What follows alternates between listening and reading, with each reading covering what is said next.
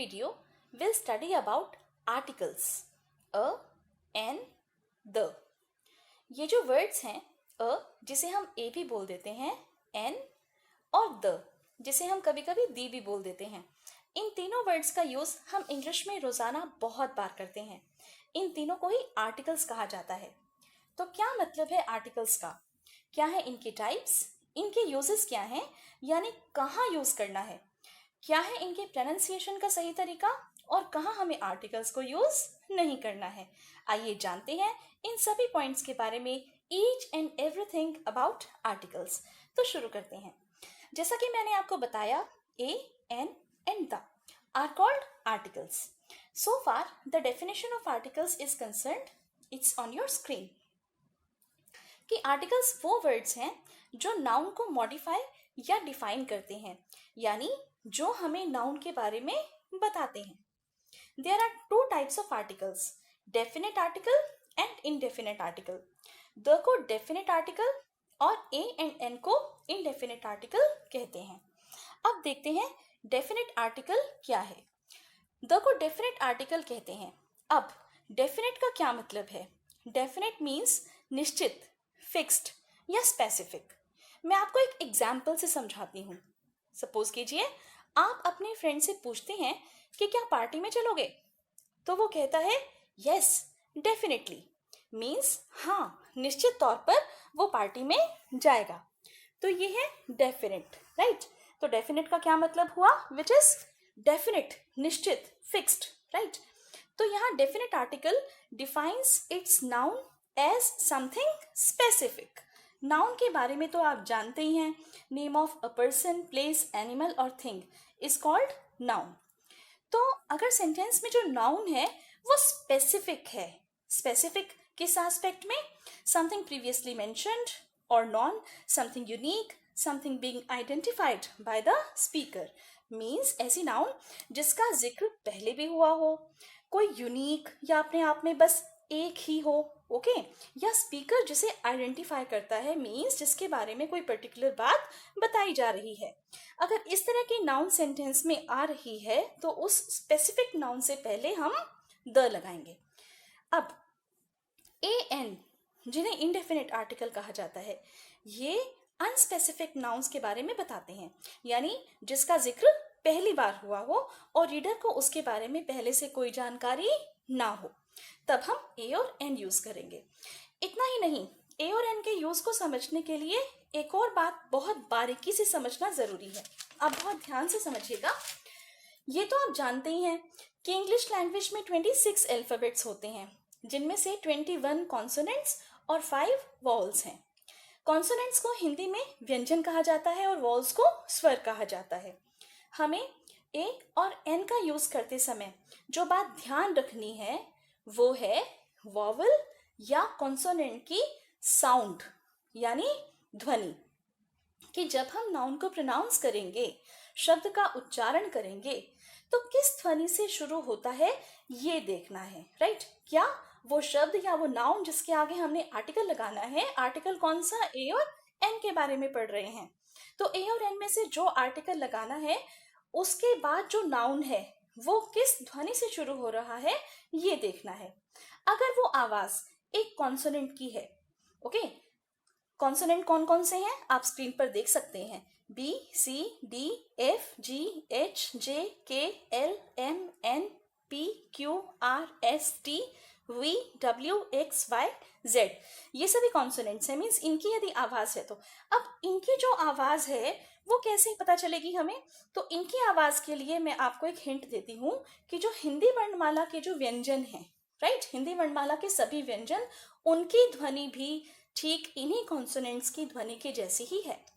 हिंदी वर्णमाला के व्यंजन कौन कौन से हैं?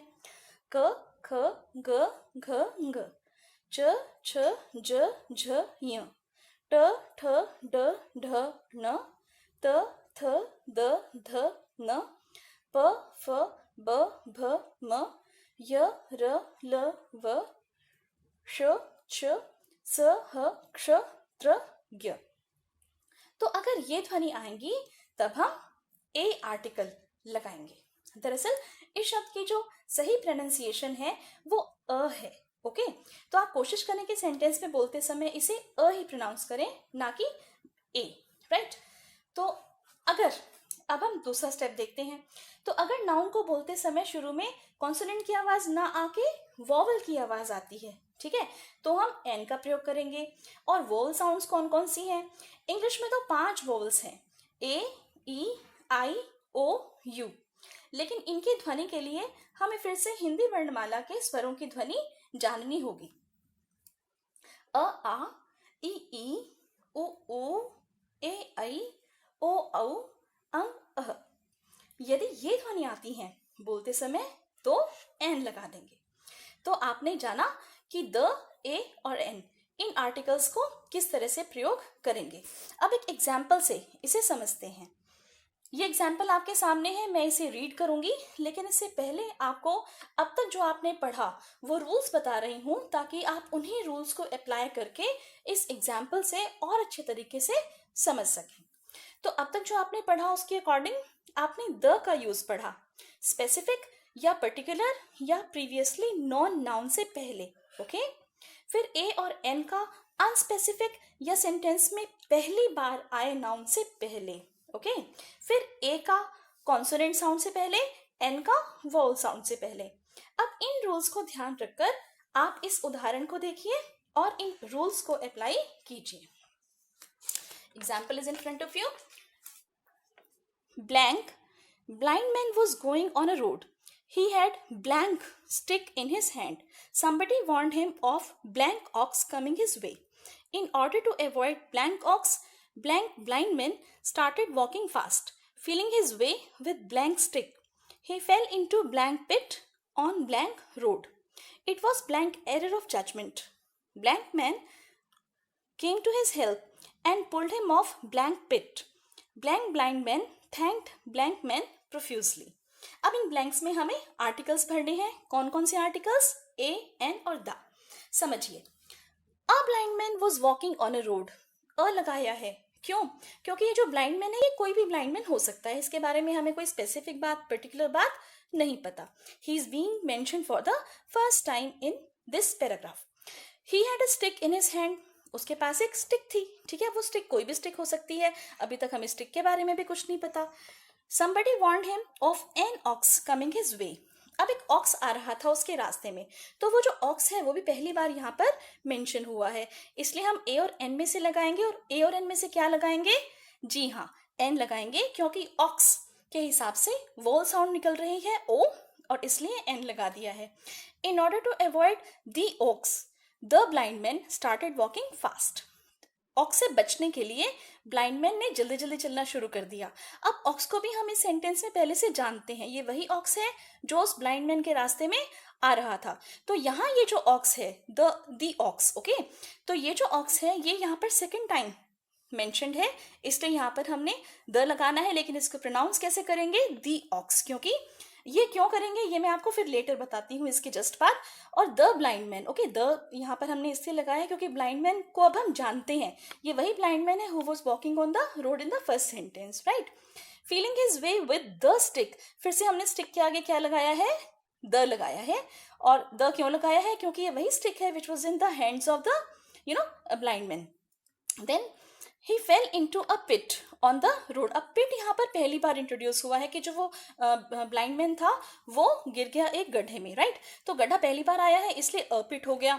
और द रोड, ओके, कौन सी रोड? उसी रोड के ऊपर वो गड्ढा था जिसपे वो ब्लाइंड मैन चल रहा था, यानी कि रोड का जो हमारे पास इंट्रोडक्शन है वो पहले से मौजूद है, तो रोड हो गई the road. It was an error of judgement. Error, अब यहाँ पर ये कोई स्पेसिफिक बात तो है नहीं, ठीक है। और एरर क्योंकि स्वर की आवाज आ रही है, ए आवाज आ रही है, इसलिए an error of judgement. A man came to his help. अब ये जो मैन है ये यहाँ पर पहली बार इंट्रोड्यूस हुआ है, इस मैन का पहले कोई जिक्र नहीं था, इसलिए ये हो गया a man. And pulled him off the pit. अब देखिए ये जो पिट है यहाँ पर सेकेंड टाइम यूज हुआ है, हमें इस पिट का पता है, ये वही पिट है जिसमें ब्लाइंड मैन गिर गया था, तो the pit, this time specific. The blind man thank the man profusely. हमें ब्लाइंड मैन का भी पता है, हमें मैन का भी पता है जिसने उसे बचाया, राइट। तो दोनों के आगे हमने लगा दिया द। आई होप इस एग्जाम्पल से आपको काफी कुछ समझ में आया होगा। अब द के यूजेस को डिटेल में पढ़ते हैं, लेकिन इससे पहले आइए जानते हैं द के करेक्ट प्रोनाउंसिएशन के बारे में, राइट। आपने वैसे भी ऑब्जर्व तो किया ही होगा कि कभी तो हम इसे द बोलते हैं और कभी दी, लेकिन कमाल की बात तो यह है कि दोनों ही प्रोनाउंसिएशंस बिल्कुल सही हैं। अगर हम किसी ऐसे वर्ड से पहले द लगाते हैं जो कॉन्सोनेंट साउंड से स्टार्ट होता है तो THE इस वर्ड को द पढ़ेंगे, और अगर ऐसे वर्ड से पहले लगाते हैं जो वोल साउंड से शुरू होता है तो THE को दी पढ़ा जाएगा। कॉन्सोनेंट और वोल साउंड्स के बारे में तो आप अब जान ही गए हैं, राइट। और अगर अब भी कुछ डाउट है तो एक बार और हिंदी वर्णमाला के स्वर और व्यंजन की ध्वनि सुन लीजिए। एग्जाम्पल्स देख लीजिए। The pen, the book, the toy, the पढ़ा जाएगा। फिर the elephant, the orange, the umbrella, the पढ़ा जाएगा। अब आते हैं द के यूजेस पर। To refer to some particular person, thing और प्लेस, यानी किसी विशेष पर्सन, थिंग या प्लेस को दिखाने के लिए। The children of this house like sweets, यानी इसमें चिल्ड्रन जो हैं वो स्पेसिफिक हैं। क्यों है चिल्ड्रन स्पेसिफिक, पर्टिकुलर क्यों है चिल्ड्रन? चिल्ड्रन इसलिए पर्टिकुलर हैं, स्पेसिफिक हैं, क्योंकि वो किसी कोई भी चिल्ड्रन या किसी ऐसे नहीं है, अननेसेसरी कोई और चीज नहीं है, बल्कि वो उस दिस हाउस के चिल्ड्रन है। ठीक है, आगे देखिए, this house, the children of this house यहाँ पर लगाने के कारण से ये जो चिल्ड्रन है ये स्पेसिफिक बन गए हैं, राइट, विशिष्ट बन गए हैं, और इसलिए चिल्ड्रन के आगे हमने क्या लगा दिया, the children, right. Next use देखिए, न्यूज़पेपर्स, मैगजीन्स और होली बुक्स के नाम के आगे the Hindustan Times, the Science Today, the Bible, the Ramayan etcetera. ये सब जो यूजेस हैं द के, ये आप बचपन से पढ़ते आ रहे हैं, पहले से पढ़ते आ रहे हैं, तो I think they don't need any more discussion. Now, canals, rivers, lakes, seas, oceans, group of islands, mountain ranges and deserts के नाम के आगे the Suez Canal, the Narmada, the Dal Lake, the Indian Ocean, the Sahara Desert, the Nile, the Himalayas, the Andaman and Nicobar Islands. Before the names of countries which include kingdom, states और republic. अब देखिए, वैसे तो हम कंट्रीज के नाम के आगे द नहीं लगाते, लेकिन यदि मान लीजिए ऐसी कोई कंट्रीज हैं जिनका एक ग्रुप है पर्टिकुलर, या किंगडम है वो, या रिपब्लिक है, तो हम उनके नाम के आगे द जरूर लगाएंगे। इंपॉर्टेंट है ये पॉइंट, ध्यान से देखिएगा, एग्जाम्पल से समझ आ जाएगा आपको। The United states of America, the USA, the United kingdom, the UK, the Republic of Ireland etcetera, right. अब इसके बाद आप देखिए ऐसे कंट्रीज जिनके नाम प्लूरल के हिसाब से आते हैं, जैसे the Netherlands, the Philippines. Before the names of families, the Kapoors, the Ambanis, the Guptas. When a singular noun is used to indicate a whole class, ठीक है, जब एक सिंगुलर नाउन का यूज होता है पूरी जाति का, अपनी पूरी जाति को जब वो इंडिकेट करता है, the horse is a faithful animal, तो द हॉर्स एक वो स्पेसिफिक बन गया। Before the names of noun which are unique, जो अपने आप में एक ही हैं, पूरे ब्रह्मांड में आप देख लीजिए तो ये एक ही मिलेंगे आपको, the sun, the moon, the earth, इन सब के नाम के आगे द लगाएंगे। फिर इसके बाद है ऐसे वर्ड्स जो डायरेक्शंस को इंडिकेट करते हैं, हमें पता ही है, the east, the north, the west, the south. ऐसे एडजेक्टिव्स जो हैं अगर सुपरलेटिव डिग्री में वो यूज हो रहे हैं तो उनके आगे भी ओके सुपरलेटिव डिग्री से पहले हम द लगाते हैं, जैसे the best, the highest, the largest. अब कई बार क्या होता है कि कंपैरेटिव डिग्री जो है एडजेक्टिव्स की, उसके आगे भी हम द का यूज करते हैं। एग्जाम्पल्स देखिए, the sooner, the better, the bigger, the better. फिर इसके बाद देखिए nationalities, races, communities and classes of people के नाम के आगे भी हम द लगाते हैं, the Indians, the English, the Hindus, the Brahmins, the Punjabis. Ordinal numeral adjective से पहले भी हम द लगाते हैं। This is the first day of the week, June is the 6th month of the year. जो इटैलिक्स में है वर्ड्स आप देख सकते हैं, first, second, third, fourth, fifth, six, ये सभी ऑर्डिनल न्यूमरल एडजेक्टिव्स हैं, इनसे पहले भी द लगता है। फिर ऐसे वर्ड्स जैसे मान लीजिए बोथ और ऑल, ओके, इनके आगे भी हम द लगाते हैं। Both the brothers are going to cinema, all the students, right, of this class are present. Before the words such as whole, same means whole और सेम, इस तरह के वर्ड से पहले जैसे द लगता है, the whole family has gone for picnic, he is the same person I met in the market. After the name of a ruler and before adjective describing his quality, means ruler के नाम के बाद लेकिन उसकी quality को describe करने वाले adjective से पहले ओके हम द लगाते हैं। जैसे आप देखिए, Ashoka the great, Shivaji the warrior, Alexander the conqueror. Before important events, कुछ महत्वपूर्ण घटनाएं हो सकती हैं इतिहास की या वैसे भी उनके आगे, जैसे the first world war, the French revolution. कुछ हिस्टोरिकल प्लेसेस हैं ओके उनके नाम के आगे, जैसे the Taj Mahal, the red fort, the Qutub Minar. Before those proper nouns which have become famous because of their qualities. Now you see there are certain proper nouns, कुछ ऐसे proper nouns हैं जिनकी क्वालिटी की वजह से वो proper noun के रूप में जैसे इस्तेमाल ना होकर कुछ विशेषताएं बताती हैं। आप एग्जाम्पल से अच्छे से समझ जाएंगे। Kashmir is the Switzerland of India, right. तो स्विट्जरलैंड वैसे तो एक कंट्री का नाम है, हम उसके आगे द नहीं लगाते, लेकिन यहाँ पर स्विट्जरलैंड जो है ये एक प्रॉपर नाउन तो है नो डाउट, लेकिन एक क्वालिटी के कारण से यहाँ पर यूज हुआ है कि Kashmir is the Switzerland of India. Kalidas is the Shakespeare of India, he is the Einstein of the class. Einstein आपको पता ही है वर्ल्ड फेमस साइंटिस्ट थे, तो जो भी कोई बच्चा क्लास में अगर मान लीजिए खूब इंटेलिजेंट है, साइंस में उसका इंटरेस्ट है, तो हम बोल सकते हैं ही is the Einstein of the class.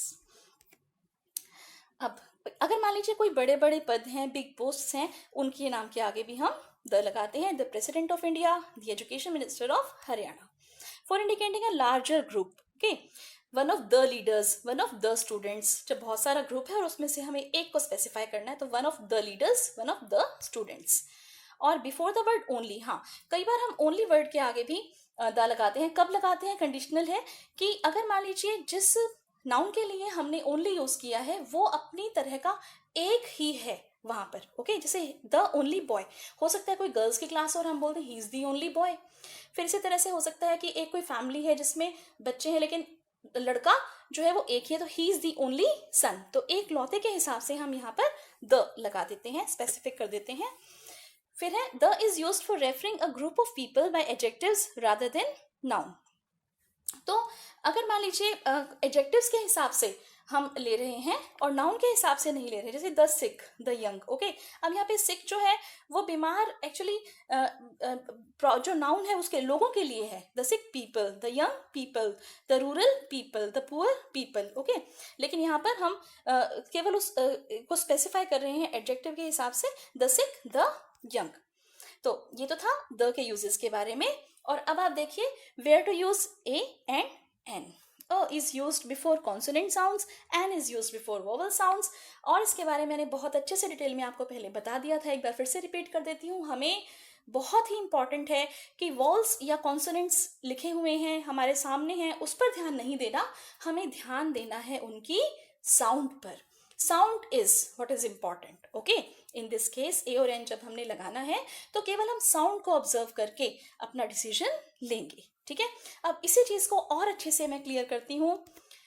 देखिए अ, when the next word starts with a consonant sound okay, तब हम अ लगाएंगे।